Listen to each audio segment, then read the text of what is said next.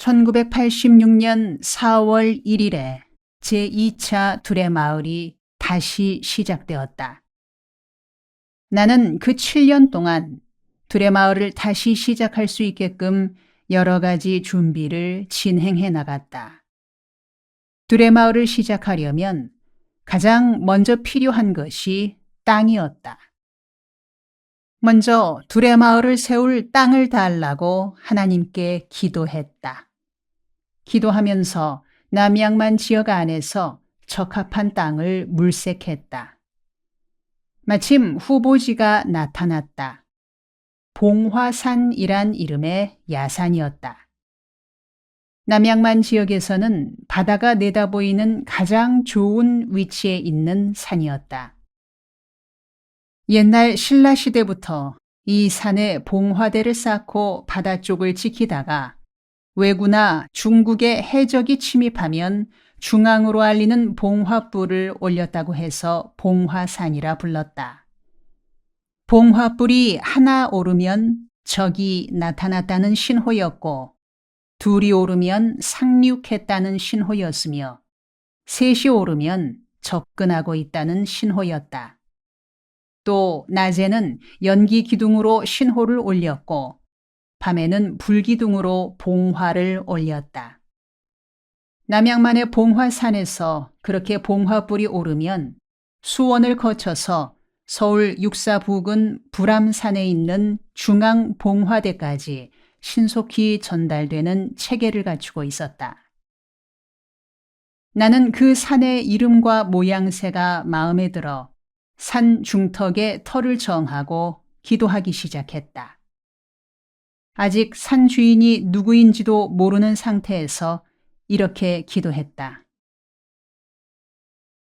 하나님, 이 산을 활빈교회 주시옵소서. 이 산에서 한국 농촌의 봉화불을 올리겠습니다. 이 땅, 이 서러운 백성들이 살아가는 조국 땅에 성령의 봉화불, 희망의 봉화불을 올리겠습니다. 이 산을 저희에게 맡겨주시옵소서. 그렇게 기도하기를 7년을 계속했다. 그 사이 산주인도 여러 번 바뀌었다. 그러나 나는 산주인이 누구로 바뀌든 아랑곳하지 않고 한결같이 하늘을 향해 기도했다. 그리고 틈나는 대로 산속으로 들어가 산세를 살피며 산이 우리 것이 된 후에 할 일들을 상상해 보았다. 이곳에는 교회당을 세워야지. 저곳에는 훈련원을 세우고 두레마을 가족의 숙소는 여기쯤이 좋겠다는 식으로 계획을 세워나갔다. 그러길 7년을 거듭하자 한 번은 내가 그렇게 산을 돌아다니는 행동이 못마땅한 듯 산 주인인 노인이 말했다. 왜 간첩처럼 남의 산을 오락가락하는 거요? 아니 할아버지, 그 산속에 뭐가 있다고 그런 말씀을 하세요? 내가 사정이 좀 있어 산을 밟고 다니기로서니 간첩이란 말은 지나치십니다. 아무튼 내 산을 밟고 다니는 것이 내게는 못마땅하니 그리 아시오. 그 뒤로는 새벽 기도가 끝난 새벽녘이나 오후 늦은 시간에 산을 밟으며 기도하곤 했다. 그러던 어느 날 산 주인이 나를 찾아와 말했다. 목사님이 봉화산을 좀 맡아주시지요. 할아버지, 갑자기 왜 그러세요? 봉화산을 맡으란 말이 무슨 뜻인지요? 이번에 집안에 일이 생겨 돈이 급해 봉화산을 팔기로 했습니다. 그런데 복독방에 내놨더니 서울 투기꾼들만 찾아와 싸서 목사님께로 온 겁니다. 저에게로 오신 건 고마운 일입니다만 무슨 마음으로 제게 오셨는지요? 봉화산이 그래도 이 지방에선 명산인데 돈이 아쉽다고 서울 투기꾼들에게 팔아넘기기에는 아까운 생각이 들어서요. 혹시 목사님이 맡으실 의향이 있나 해서 왔습니다. 목사님이 맡으시면 이 지역에 도움되게 잘 쓰실 것 같아서요. 저희가 조건도 잘 해드릴 테니 생각해 보세요. 아, 그러세요? 참 고마운 말씀입니다. 그렇지 않아도 그 산이 마음에 들어 여러 해 동안 살펴오고 있던 참입니다. 그런데 우리에게 잘해 주시겠다는 말은 어떤 내용인지요? 예, 말하자면 우선 급한 돈만 좀 마련해 주시면 나머지는 시간을 두고 주시거나 값을 좋게 매겨 넘겨드리는 방법을 말하는 것이죠. 나는 그 할아버지의 말을 듣고는 지난 7년간 드린 기도의 응답이란 생각이 들었다. 그래서 값을 흥정한 결과 4천만 원으로 합의가 되었다. 나는 교회 일꾼들을 모아 의논하고 우선 헌금을 했다.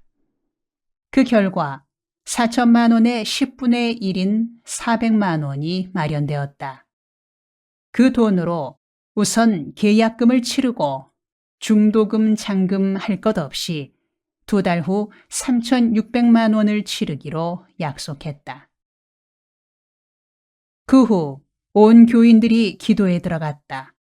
주일 예배 때는 물론 새벽 기도에서나 구역 예배에서나 모이기만 하면 3,600만 원을 정한 기간에 지불할 수 있게 해달라고 기도했다. 그런 한편 나는 곳곳으로 다니며 돈을 구하려고 애썼다. 교단 본부에 가서 돈을 차용할 수 있는지 알아보기도 하고 친지와 친구들을 방문하여 융통할 수 있는지를 알아보느라 꾸준히 돌아다녔다. 그러나 어느 곳에서도 길은 열리지 않았다. 그런 중에 시간은 흘러 계약 만기일이 겨우 이틀 앞으로 다가왔다. 새벽 기도가 끝난 후 집사 한 분이 내게 와서 물었다. 목사님, 물 건너갔죠? 예? 물 건너가다뇨? 무엇이 물 건너가요? 계약금 치른 산 말이에요. 잔금 날짜가 다 됐는데 돈을 못 구했으니 그만 물 건너간 거 아닌가요? 계약금만 날리게 수리된 거 아닐까요? 그 돈으로 차라리 고기라도 사 먹었으면 보신이라도 되었을 텐데요. 괜히 산주인 주머니에 넣어준 거죠. 아, 그 말이에요. 아직 날짜가 남았지 않습니까? 이틀밖에 안 남았지 않습니까? 그러니 다 끝난 거죠. 집사님, 미리 땡겨서 낙심할 것 없습니다. 이틀은 시간이 아닌가요? 아직 이틀이나 남았으니 이틀 후에도 돈이 마련되지 않으면 그때 가서 낙심해도 늦지 않습니다. 목사님이 이렇게 느긋하신 걸 보니 어디 믿는 구석이 있는가 본데요? 아니요. 믿는 데가 있긴 어디 있어요.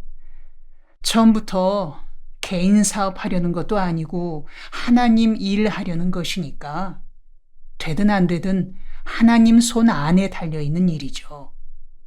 그러니 먼저 앞당겨서 낙심하거나 조바심 낼 필요가 없다는 게죠. 이런 대화를 나눈 그날 오후 한 손님이 나를 찾아왔다. 30대 후반에 생김새가 훤칠한 신사가 교회로 와서는 김진홍 목사를 찾는다기에 그를 서재로 맞아들였다. 방에 들어온 그는 자신이 미국 필라델피아에서 온 박아무개 집사라고 소개했다. 나는 미국 땅에서 남양만까지 찾아온 그가 신통해서 물었다. 미국이 이웃 동네도 아닌데 그 먼 곳에서 어쩐 일로 찾아오셨는지요?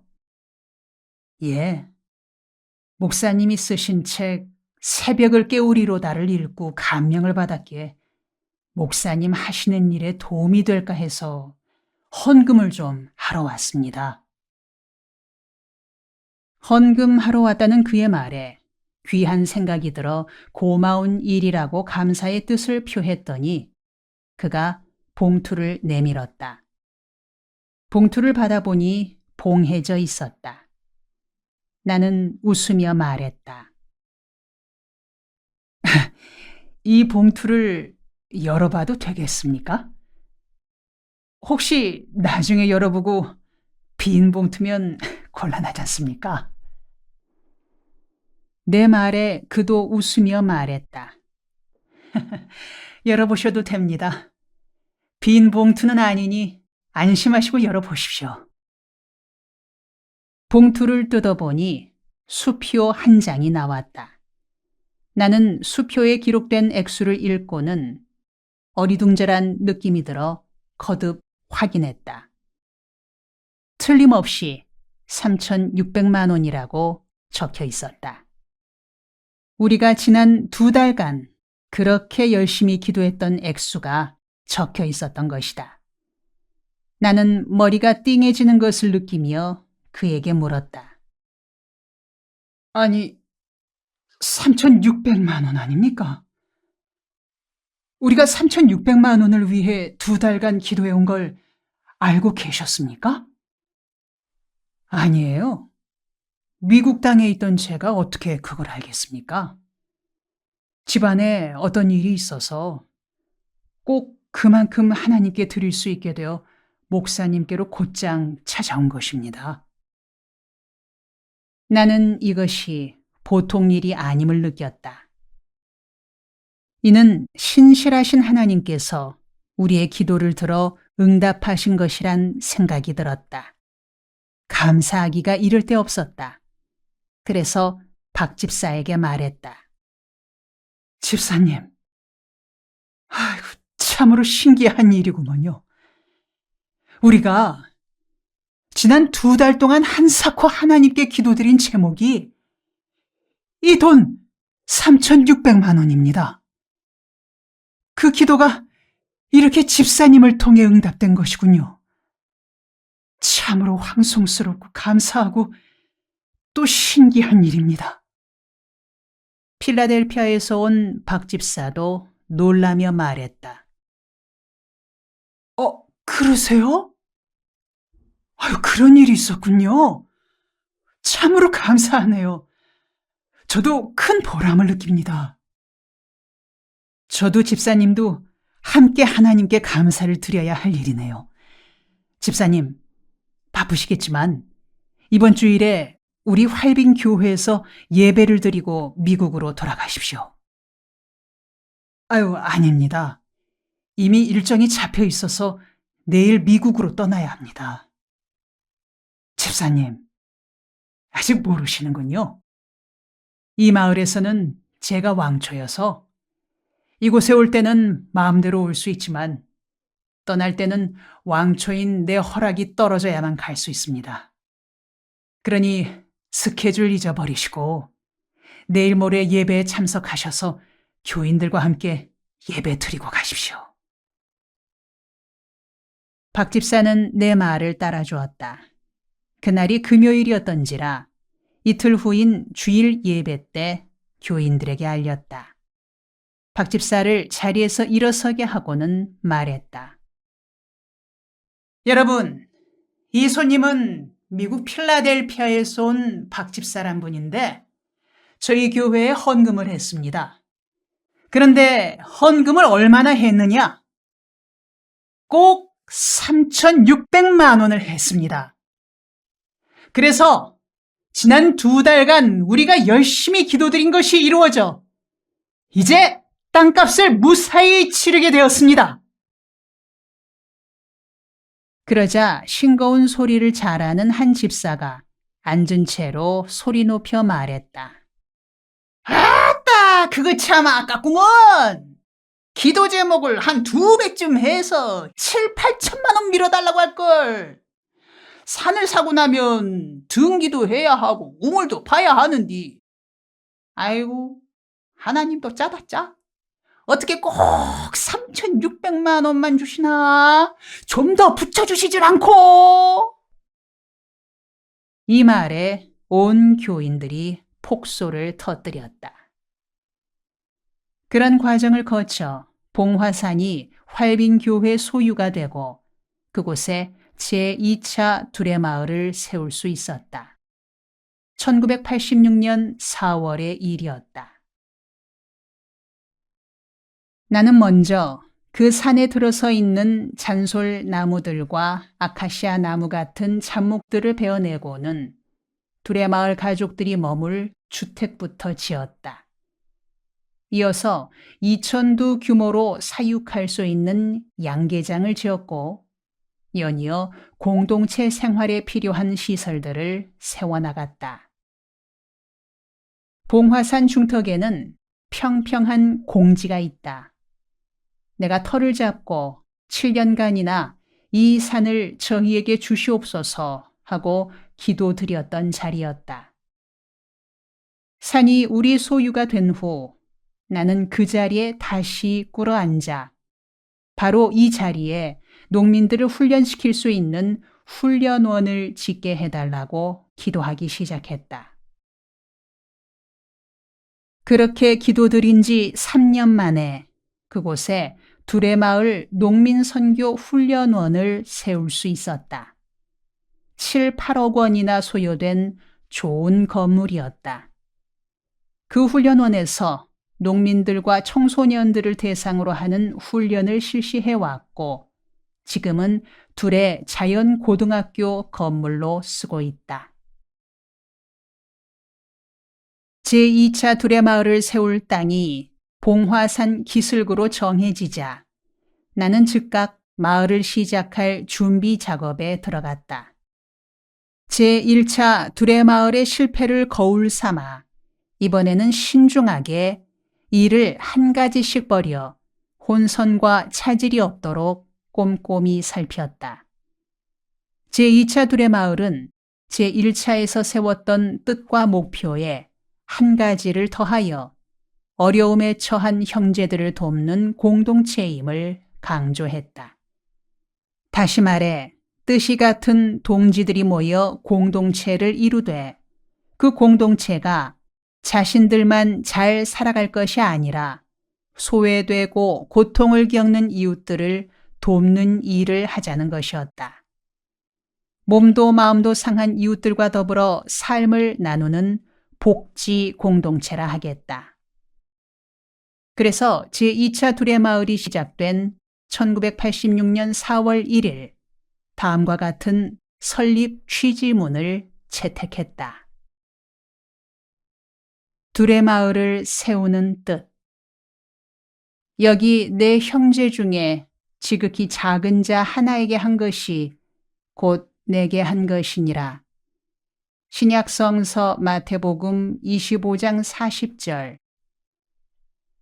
그리스도의 복음이 이 땅에 전해진 지 이미 100년이 지났습니다. 그간 절망에 처해 있던 나라와 백성들에게 그리스도를 통한 구원의 소식은 생명과 희망으로 역사해 왔습니다.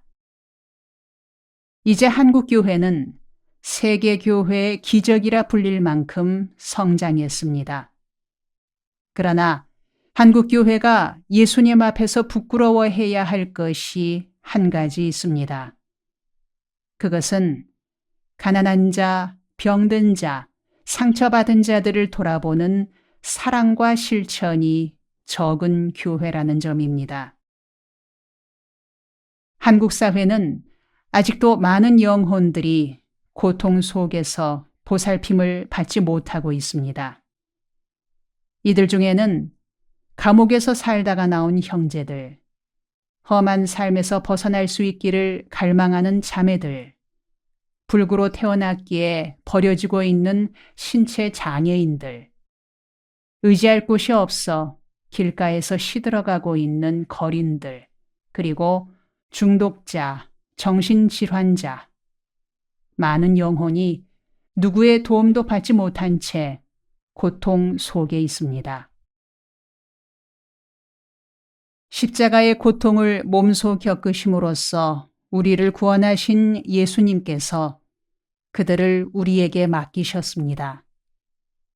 그들을 돌보는 것은 동족으로서의 의무이자 크리스천의 사명입니다.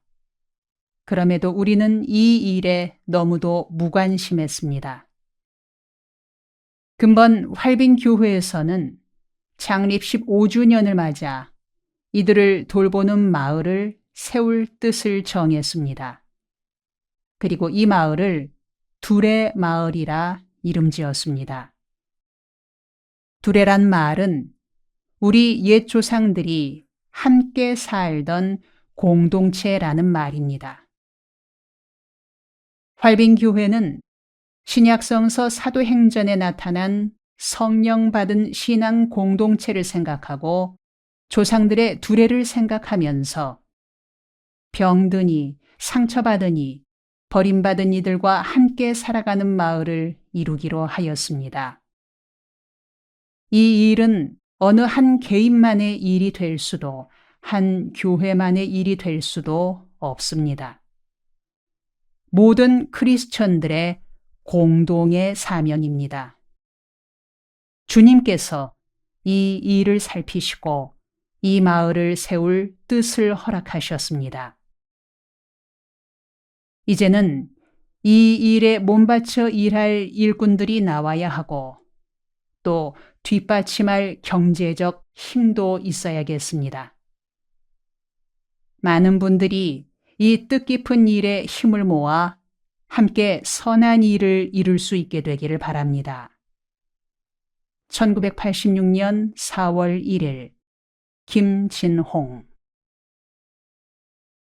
이런 취지문을 발표한 뒤 두레마을을 시작하며 맨 처음 관심을 둔 것이 농산물 유통 사업이었다.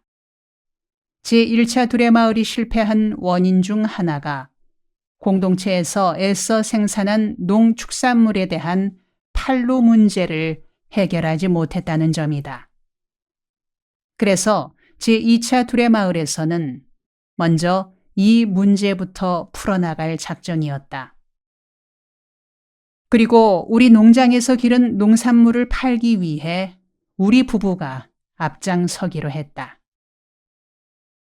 아내와 나는 작업복을 입고 1톤 트럭에 농산물들을 잔뜩 싣고는 서울로 올라갔다. 서울 강남의 압구정동 현대아파트나 대치동 음마아파트 지역을 돌며 열심히 발러 다녔다. 그렇게 다니노라면 내 얼굴을 아는 교인들이 이상스럽다는 듯이 말했다. 그 양반 김준홍 목사와 똑같이 생겼네. 예? 닮은 사람도 있겠죠. 목소리도 연방 닮았네? 혹시 형제 중에 김진홍 목사라고 없어요? 아니요. 3대 독자인데 뭔 형이 있간디요. 이런 대화를 나누면서 아파트 지역이나 주택가 골목골목을 누비며 팔러 다녔다. 이러한 농산물을 판매하는 일 중에 가장 힘든 것이 쌀 배달이었다. 엘리베이터도 없는 아파트에서 주민들에게 주문받은 햅쌀을 한 가마씩 배달하는 일은 여간 힘들지 않았다. 한 번은 80kg들이 쌀 한 가마를 등에 지고 5층 아파트를 오르다가 3층쯤에 이르러 오도 가도 못하게 되었다. 다리는 후들거리고 등에 얹힌 쌀 가마는 짓눌러대니 눈앞이 어찔어찔했다. 하는 수 없이 아파트 계단에 쌀 가마를 내려놓고 작은 자루에 퍼담아 배달했다. 그때만 해도 두레마을이 알려지지 않았던 때인지라 쌀이며 채소를 정성 들여 가꾸어 각 가정에 배달해도 소비자들이 믿으려 들지 않았다. 농약이나 화학 비료를 사용하지 않고 퇴비로만 정성스럽게 길렀다고 말하면 주부들은 반신반의하며 되물었다. 아저씨, 그 말 믿어도 돼요? 믿어도 되고 말고요. 저희들 인격을 믿고 안심하시고 드세요. 어머, 아저씨가 인격 얘기를 다 하시네. 별로 인격이 있을 것 같지도 않구먼. 나를 아래 위로 훑어보고는 인격이 있을 것까지도 않은 채통인데 인격을 거론한다고 빈정거리는 투로 말하는 것이었다. 다음 편에 계속됩니다.